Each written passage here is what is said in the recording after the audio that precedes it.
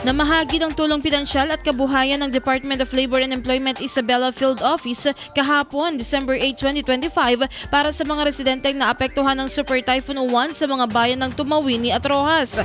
Ayon sa Dole Isabela, 89 na benepisyaryo mula sa Tumawini at 100 mula sa Roxas ang nakatanggap ng kanilang sahod sa ilalim ng TUPAD program na layong magbigay ng agarang tulong pinansyal sa mga pamilyang apektado ng kalamidad habang sila ay bumabangon mula sa pinsala.